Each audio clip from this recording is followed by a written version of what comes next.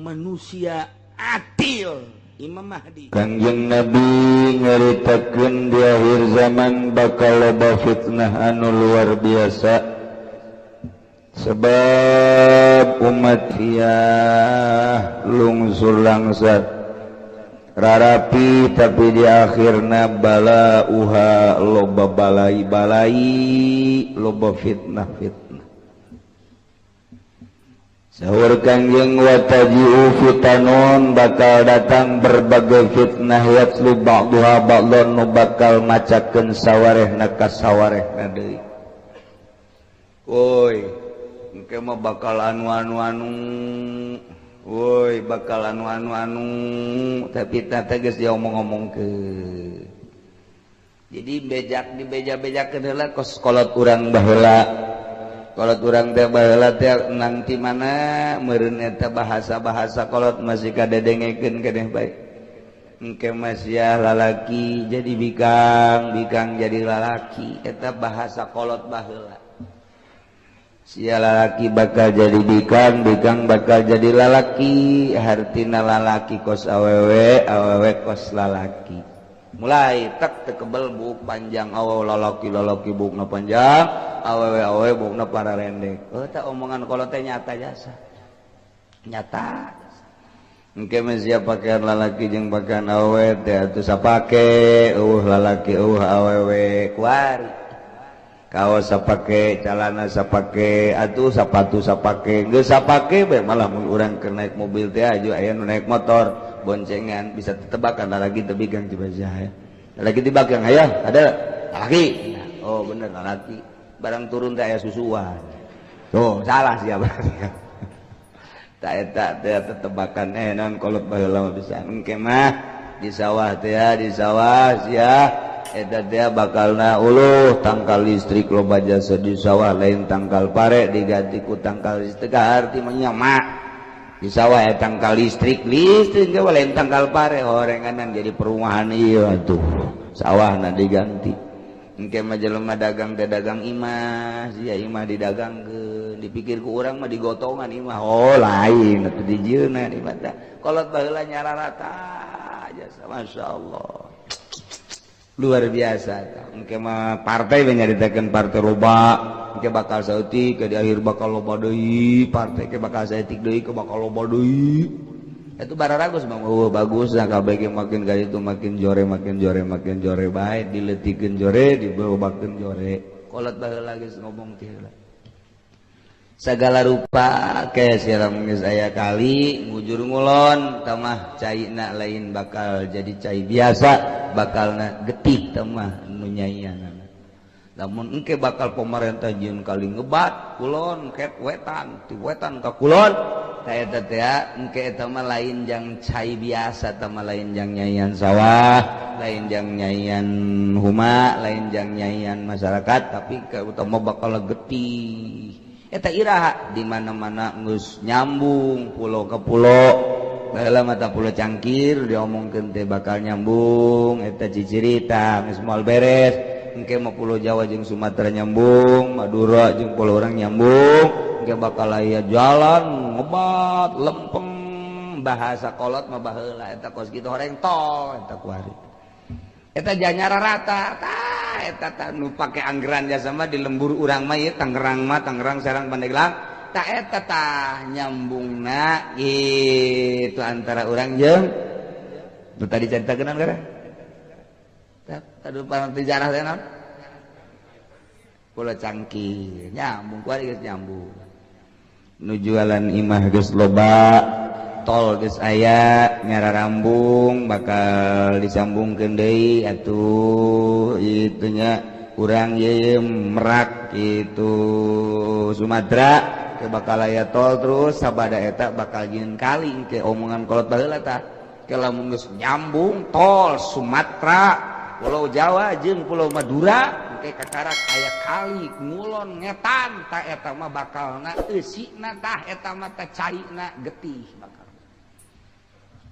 perang teh jeung saha ieu teh jeung Inggris jeung Belanda moal ka DDI Amerika moal ka DDI eta jang perang saha kakakna bakal ngebunuh adina bapak bakal ngebunuh anak ngabunuh bapak emak dibunuh, dulur dibunuh, pemerintah ngebunuh rakyat, rakyat ngebunuh pemerintah. Eta kolot baheula mah kos kitu ho meureun perang saudara mun cara kurang. Jadi cirikeun bae bakal dijieun ke kali ngebat di mana geus beres direncanakeun ge. Asal geus nyambung Madura, Jawa, Pulau Jawa jeung Sumatera ke bakal aya kali ngebat tidinya beres ngabangun lila ngabangunan puluhan tahun. Nah eta ke bakal aya perang saudara nu dahsyat luar biasa, saling membunuh. Eta mah ciri doang. Berarti perang saudara anu bakal nya. Gitulah kolot baheula eta nyahoan biasa tah fitnah teh dibacakeun Kangjeng Nabi mah nyaritakeun kieu. Engke bakal kasratu walazina anak zina loba jasa bakal. Nagara ge dipimpin ku anak zina, imam masjid ge anak zina. Bakalna imam Jumat anak zina, di kantor-kantor anak zina, nu jadi presiden ge anak zina. Kangjeng Nabi bakal kos kitu maknya, henteu maknya jak kuari anak zina maluluh atuh. Pertikahanana atuh teu bareres panbeureum jadi anakna anak zina geus puguh nu zinah nama kuari ge doba jasa masalah sebab anak zina ngaji Quran bagus kuari jadi imam atuh geus mulai disababaraha musola mah anak zina masalah ngan eta ucapan Kangjeng Nabi bakal kos kitu di akhir zaman teu bakal loba anak zina nu mingpin salat ge anak zina kantor anak zina presiden ge bakalna anak zina. Taji'u fitanun yatslu ba'duha ba'dan dibacakeun ku sawareh umat ka sawareh deui engke bakal loba nu mabok teh geus jadi kebiasaan. Bah pemuda geus mabok kuari mah ningkat deui lain ngaeuweuhan mabok teh budak SD mabok terus mararabok rusak akal urang dengan berbagai dalil kumaha bae. Mungkin serangan Amerika, mungkin serangan pokoknya mah gitulah keayaan anak mabok jelema lain makin eueuh tangkap kuari ditangkap hiji tumbuh 10 tangkap hiji tumbuh 100 tangkap terus bae sa Indonesia nu marabok pohara jasa mabok identik jeung zina mabok zina judi terus bae bal eureun-eureun kema bakal loba judi riba teh Kangjeng Nabi kasratur riba engke mah kuari mah munggah haji bae bisa teriba munggah haji urang teu bisa teu make bank berarti kan mah riba terus riba dagang riba haji riba segala rupa riba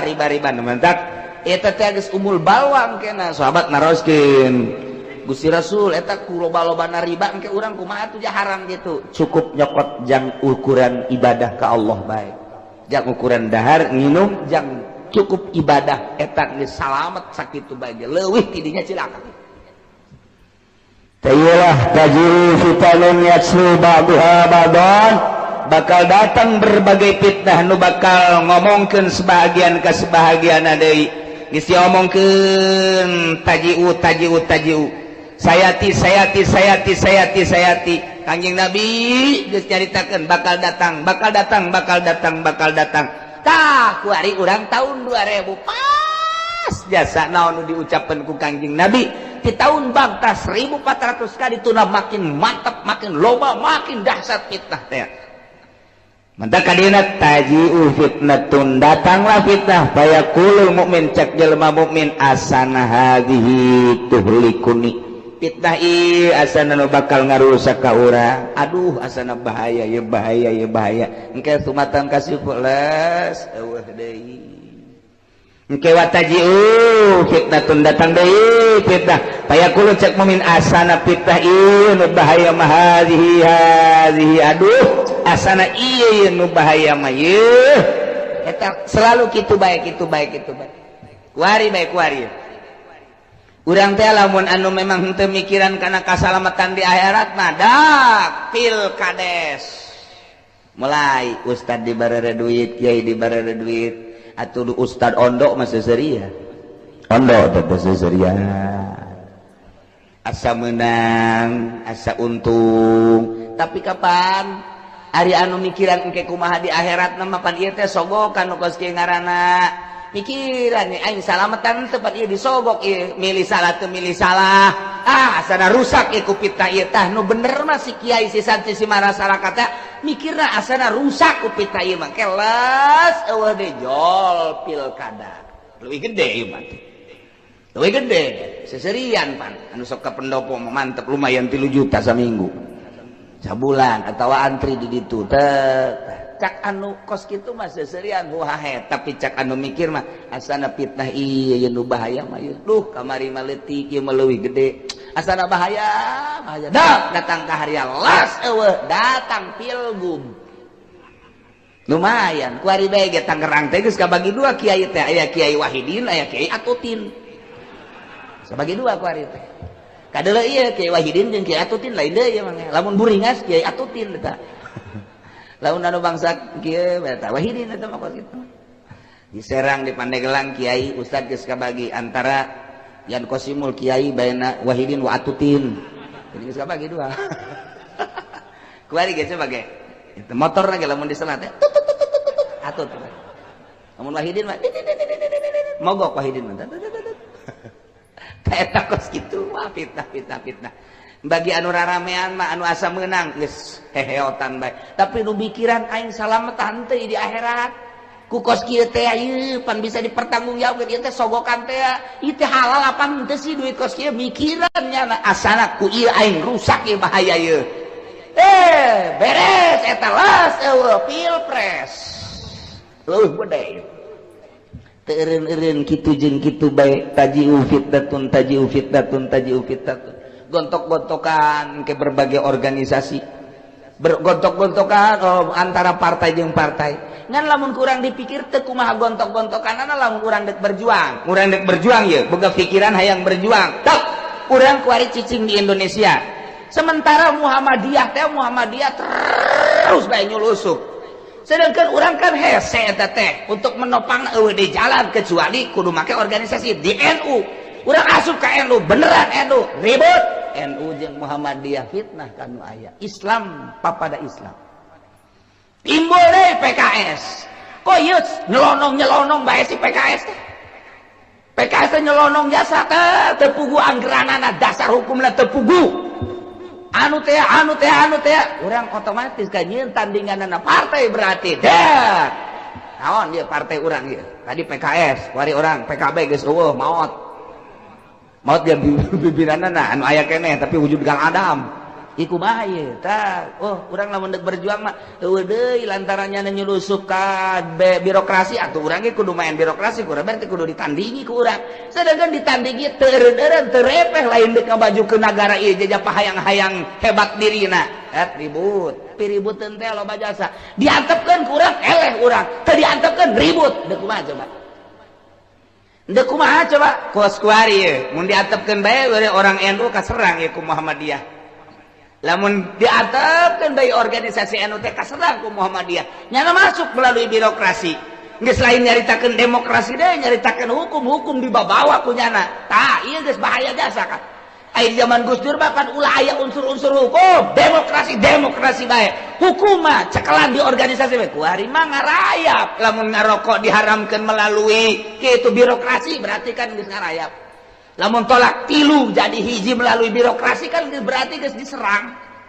lamun anak angkat geus jadi menang berarti kan geus melalui birokrasi mui kuari nah diusapan titah nyeun keputusan kan berarti ini diserang ku Muhammadiyah urang maca diserang ge tapi orang Jogja mah diserang diserang kalau inget ke Haji Muhadi bae maca koran di dieu hari Senin Bupati sedang apel diserang apa ya di dieu maca korannya ini diserang bagaimana ya ada apa ya mana coba lihat diserang bukan diserang oh iya diserang aduh Bupati hari Senin apel diserang sama apa diserangnya serang sia ulah serang atuh salah maca bahaya tah ieu caritana urang ieu mun nyaritakeun perjuangan nyeri hate teh nyana terus bae nyulusup NU na ieu hees bae ngees serangan partai dengan saukur ngaranna doang partai Islam P3 partai Islam PKB partai Islam naon deui geus berarti geus tuh BPR dan lain sebagainya ngaran doang perjuangan nama tetep bae PKS dulu tah coba halangan atuh sia mun urang gairah timbul aing tampil teh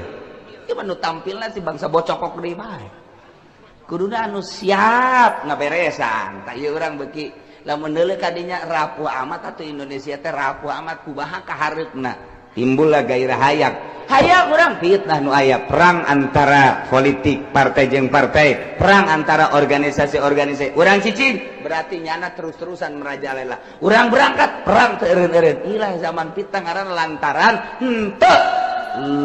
leuleuy hatena henteu tawadu ieu mah pahayang-hayang ka bagi pokos imam masjid bae imam mushola nu pantes mah jadi imam teh itu dia mah kurang pantes lantaran nyana nu hayang teu terus bae waladhdallin terus bae teu pararantes sabenerna mah eta teh terus bae gesek-gesek iyalah zaman fitnah teh kos kitu tajiu fitnatun ieu terus teu eureun-eureun fitnah moal eureun-eureun terus bae mah mantak lamun keur mikiran kieu amat ieu sih padahal bupati aja kurang kumaha tapi geuningan gerak-gerakan bupati anu kitu keneh tah ieu teh deuk iraha atuh pembisik-pembisikna mantak naon atuh bisiki maka bisikan-bisikan agama ternyata nu deukeut jeung jelema gede teh pernah ngabisiki agama boro-boro ngabisiki agama korengan lagi atuh teu nyahoan ka agama ieu beuki hancur fitnah tadi tuna beuki ambalaya atuh engke mah meureunna nu nyahoan ka pangeran meureun nyahoan maraca buku bae jeung di laptop bae terus bae belajar teh make televisi make kitu buku kabelah dina koran henteu make belajar langsung ti guru geus waktu fitnah makin fitnah kuari nu oleng otakna loba jasa anu nyokotan wiridan ti buku di wirid nyokotan buku nyokotan wiridan ti televisi nyokotan wiridan ti kitu naon kitu ngaranna ti satelit dan lain sebagainya ayeuna kuari oleng jelema gede aroleng akibatina wiridan kos sekarang itu kos nanahonan nah iyalah fitnah zaman fitnah teu menang salah setik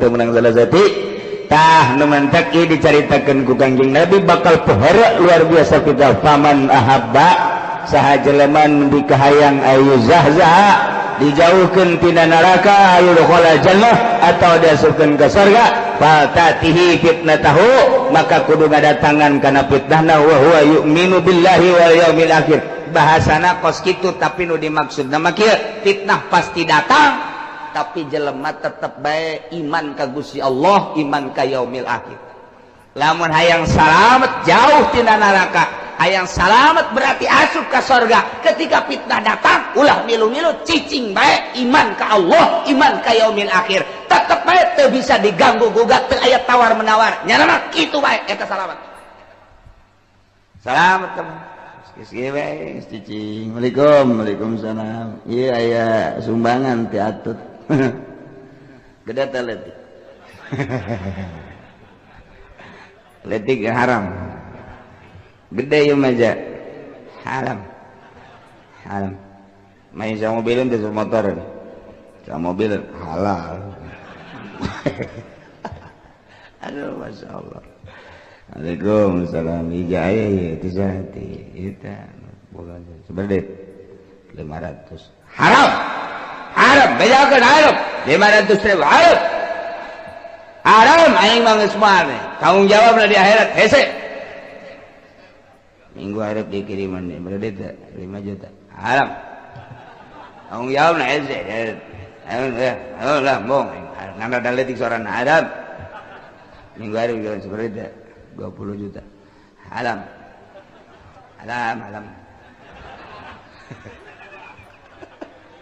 iki bani jadi mah 50 halal budak 50 mah kebeli apaan sakan urut bae mah halal tamah lamun 50 juta deui bae pidato ya kiriman dulur atuh naon hesena sapira milih atut da kula laki kitu ku bikang kitu atuh masalah aja dipimpin ku saha bakal kitu-kitu keme geus maningan atut bae teruskeun eta 10 juta kenceng sorana eta 10 juta kenceng jasa ke 5 juta mancan pati kenceng tapi kalau 10 juta kenceng 100 juta gitu 100 juta kencengnya mun 1 miliar mah sana pegata urat pegata sana 1 miliar mah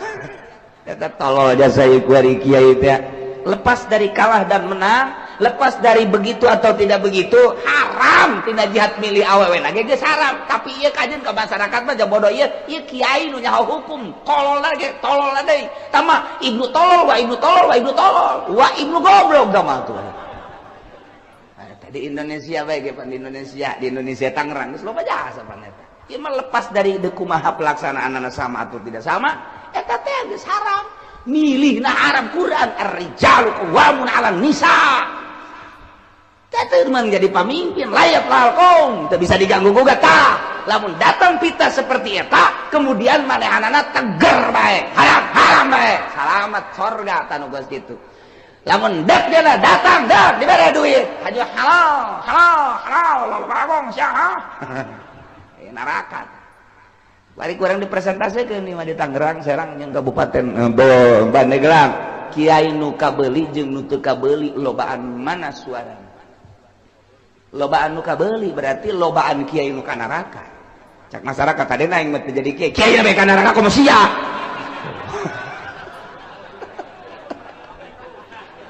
aduh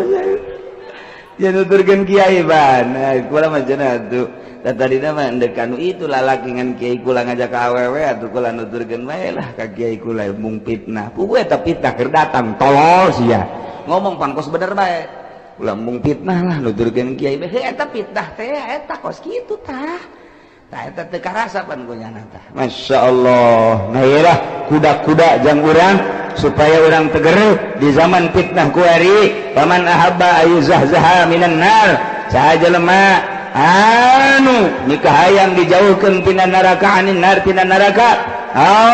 yudkhul atawa diasupkeun ka surga nah ieu mah geus hiji bae geus altatihi fitnatahu wa huwa yu'minu billah wal yaumil akhir fitnah pasti datang ketika fitnah datang teger jasanya na iman ka Gusti Allah asal geus iman ka Gusti Allah ka yaumil akhir berarti sieun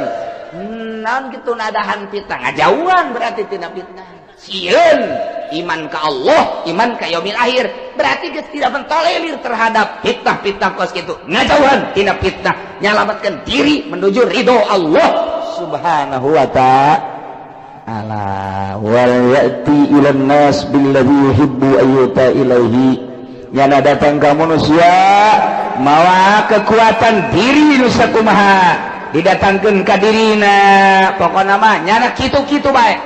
keur sorangan kitu keur babarengan jeung manusia kitu bae geus percis kos dina engke bakalna kos tengah peuting aya damar percis kos dina sirah anu bulu buukna hideung aya hiji nyeng celing teteh naon ngaranna huis bakal kadeuleu ge lamun urang teger dina agama sieun ka Gusti Allah iman ka Gusti Allah berarti sieun ngajauhan tina fitnah di tengah-tengahkeun merajalelana fitnah bakal percis kos tengah peuting aya damar kadeuleu ku sasaha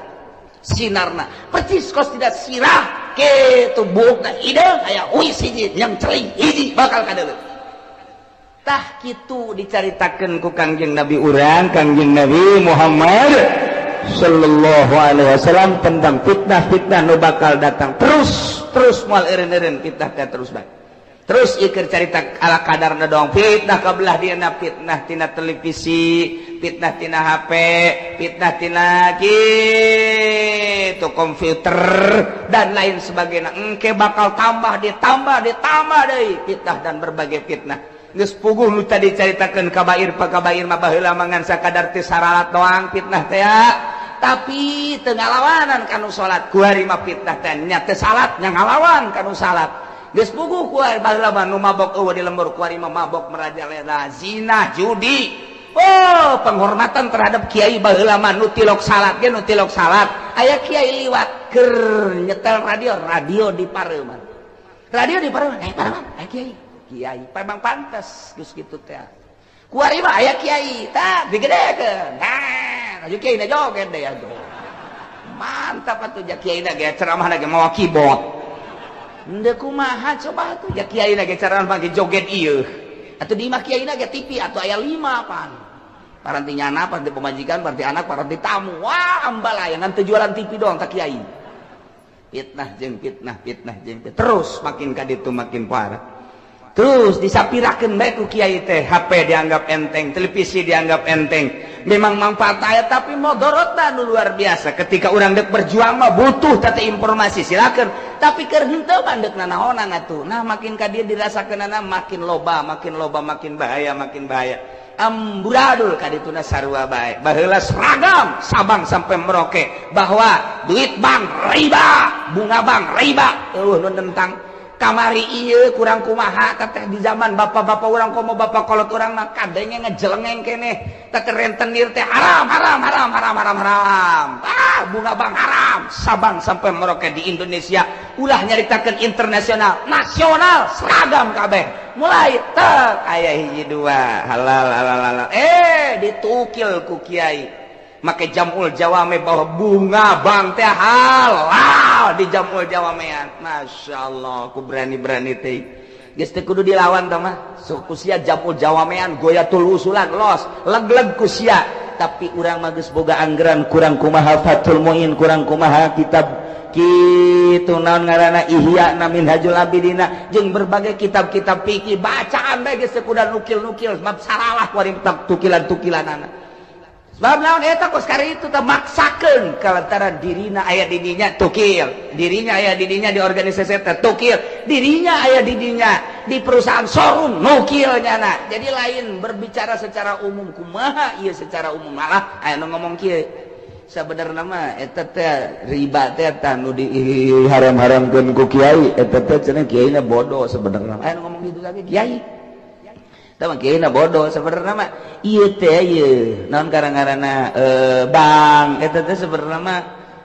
perusahaan kiai nu sebenarnya mah showroom tak kredit eta teh sebenarnya perusahaan kiai santri teh kudu nama usahana kos kitu teh jadi teu capek tapi untungna gede nu sabenerna mah eta teh diciptakeunna kudu ku santri mun santrinya palalinter mah eta kiai anu ngomong kos kitu mudah-mudahan panjang umur teh batur kieu teh. Mudah panjang umur bisa tobatna. Masya Allah geus kabali ngerjasa selidik horenganan kiaina anakna boga showroom. Atuh ai endek boga showroom mah ulah ngomong-ngomong kos kitu terus bae leg-leg apa ku kiai jadi orang koros mah tuh. Nah ieu timbul ucapan-ucapan fitnah jeung fitnah keur nyaritakeun fitnah tungtungna kiai jeung kiai fitnah ku teu seragam dina hukum teh maksakeun diri. Inilah di akhir zaman bakal loba fitnah